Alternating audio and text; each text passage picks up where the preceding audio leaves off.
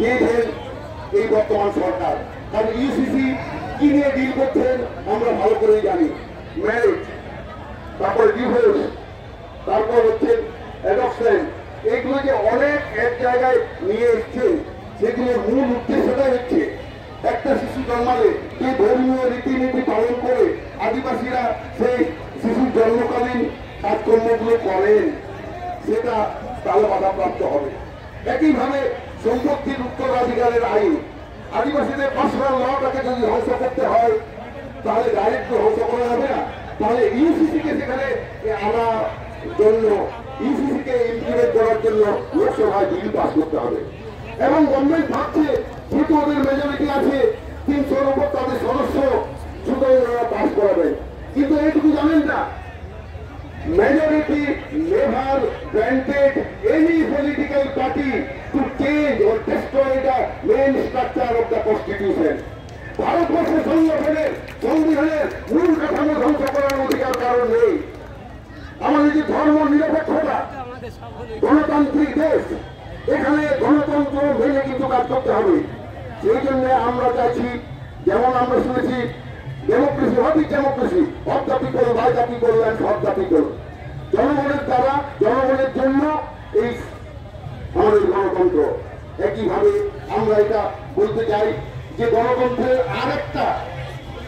আরেকটা সংজ্ঞা আছে, the protection of interest of minority by the majority. It is also another definition of democracy. এটাকে গভর্নমেন্টকে শুনিয়ে দিতে হবে।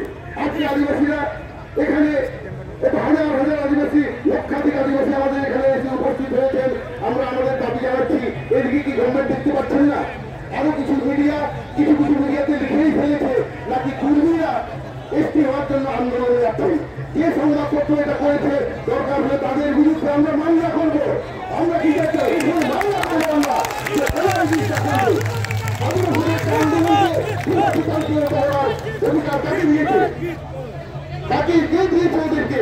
যে একটা সংবাদপত্র, আমার নামটা মনে পড়ছে না, কিন্তু they have published the news that Kurmis are coming to claim their ST demand. এটা সম্পূর্ণ মিথ্যা কথা। আজকে এত হাজার হাজার লোক এসছেন, লক্ষ লক্ষ লোক এসছেন, আমাদের কয়েকশো সাংবাদিক এসছেন। আপনারা সত্যি কথাটা লিখুন, আদিবাসীদের সঙ্গে মিথ্যাচার করবেন না। কিন্তু দরকার হলো আদিবাসী প্রাণ জায়গা, আদিবাসী কিন্তু কোনোদিন আত্মসমর্পণ করেননি, সেটা ইতিহাস দেখিয়ে দিয়েছে। আমরা মিথ্যা কথা, আমরা একটা ভাত তামাক কিংবা ধরিয়ে দিয়ে আদিবাসী উন্নয়নের এই নীতি আমরা মানছি না। সাঁওতাল জাতিরা বা আমাদের আদিবাসীরা জড়ায় নিজেদের ইনস্ট্রুমেন্ট ব্যবহার করে, দুটো ঢাক, দুটো তামাক, দুটো কন্যা। তো সেখানেও কার্বন্য করছেন, একটা তামাক একটা গুন্ডা দিয়ে আদিবাসীদেরকে তাদের রাজনৈতিক সভায় লাভ করাচ্ছে। আদিবাসী আমরা বলবো, আজকে এখান থেকে বলছি, আমাদের যা জনসংখ্যা আছে, আপনার যে তথ্য ভাবেন, পশ্চিমবঙ্গের 100টার উপর বিধানসভা সিটকে আমরা আদিবাসীরা নিয়ন্ত্রণ করি। কাজে একটা করা আজকে যে আদিবাসীরা এসছে, তারা ঠিক করবে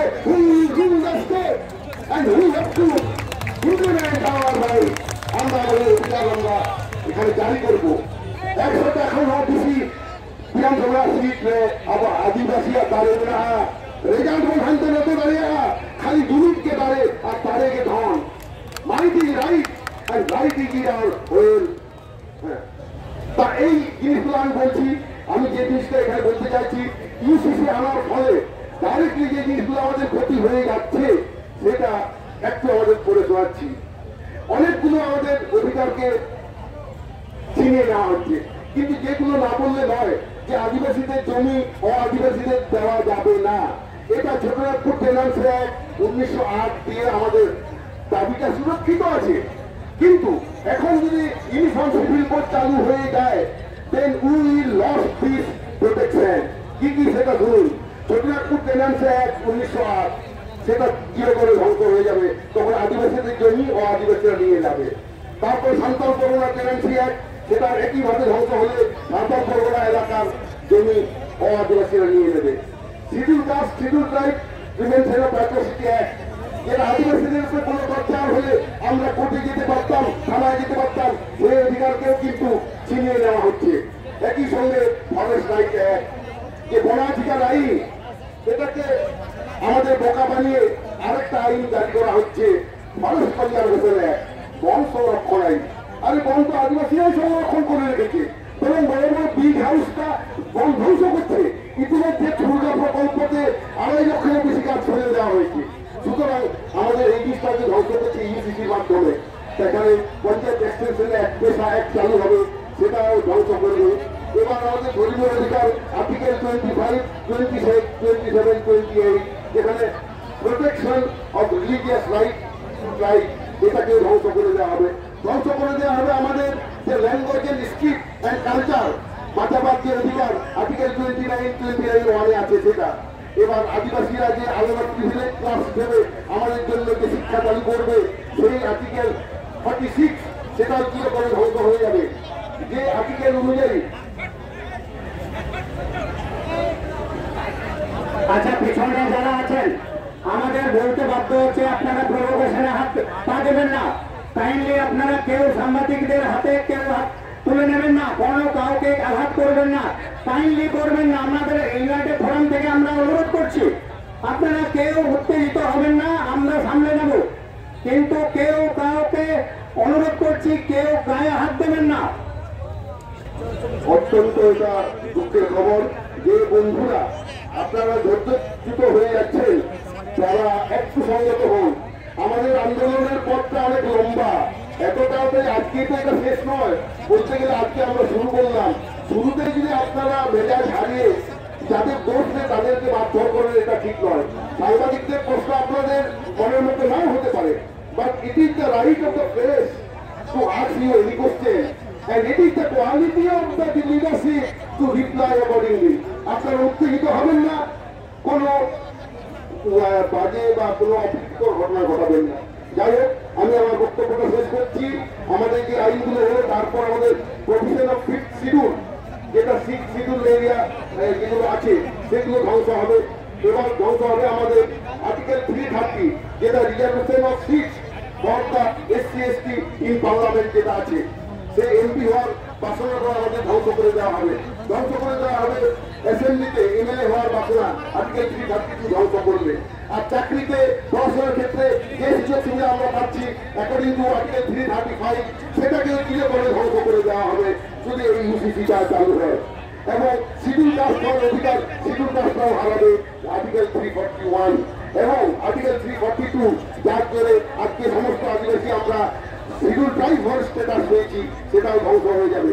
সুতরাং আপনারা বুঝতেই পারছেন এই যে ইউসিসি বিলটা কতটা মারাত্মক একটা বিল, সেটা আমাদের জানতে হবে। বলতে গেলে আদিবাসীদের যে অধিকার, সেটা যদি একটা গাছ হয়, এটা হচ্ছে মূল গাছ হচ্ছে ইউসিসি। এবার অন্যান্য সমস্যা হচ্ছে তার ডালপালা, সেই জন্য আমরা ডালপালাতে জল না দিয়ে আমরা যেন গোড়ায় জলটা দিই।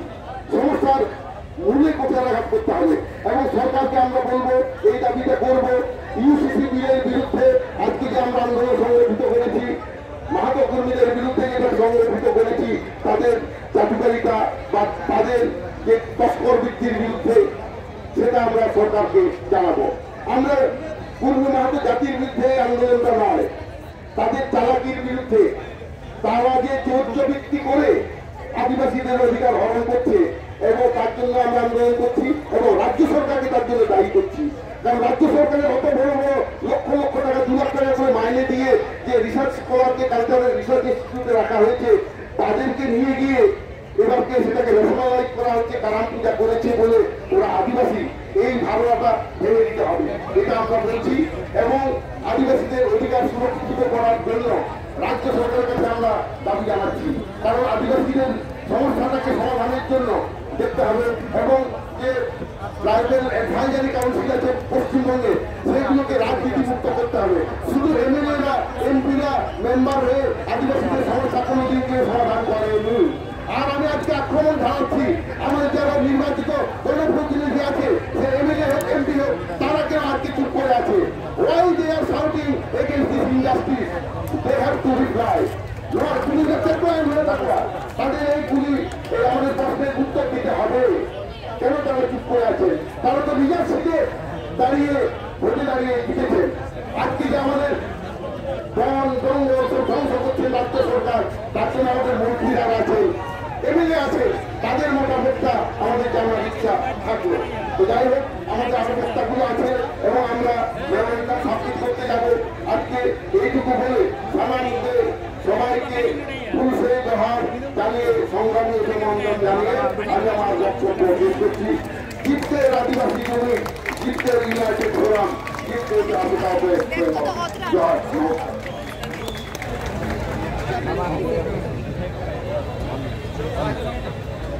ইউনাইটেড ফোরাম থেকে আমাদের মাননীয় বক্তা সুবক্তা ডক্টর সুবোধন তাকে অনেক অনেক ধন্যবাদ। এখানে একটা বিজ্ঞপ্তির মতো আমি প্রকাশ করছি, যে সমস্ত সাংবাদিক ভাইরা এসেছেন, বিশেষ করে বাংলা মাধ্যমে যে সাংবাদিক, তাদেরকে অনুরোধ করছি, আমাদের কাছে রিপোর্ট আসছে, আপনারা উল্টো পাল্টা রিপোর্ট করছেন। আর আমাদের যে সমস্ত আদিবাসী ভাইরা যারা ফোরামের সদস্য বা এখানে এসেছেন, তাদের কাছে অনুরোধ, একা একা কোনো বাইট দেবেন না, আর মূল যে United Forum of All Adivasi Organisation যে সমস্ত ইয়ে নিয়ে আন্দোলন ইস্যু নিয়ে সেই ফুলের বাইরে কেউ কথা বলবেন না। তো আনন্দবাজার পত্রিকার সাংবাদিক উনি মিসকোট করেছেন, এখন বলছেন মিসকোট করেছি, উনি নাকি এইখানে যে আন্দোলনটা হচ্ছে এটা নাকি মাহাতাদের কর্মীদেরকে এসটিতে অন্তর্ভুক্ত করার জন্য। তো সাংবাদিক বন্ধুদের বারবার বলছি, আমরা খুব শান্তি প্রকৃতির লোক, কিন্তু আমাদেরকে ইন্টেনশনালি যদি খেপিয়ে দেওয়া যায় তখন কিন্তু আগুন জ্বলবে। এই তো সাবধান বার্তা।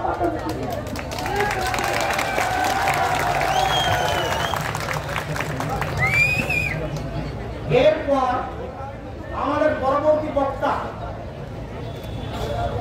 অযোধ্যা পাহাড়ের দুর্গা প্রকল্প, বাগুনাড়া প্রকল্প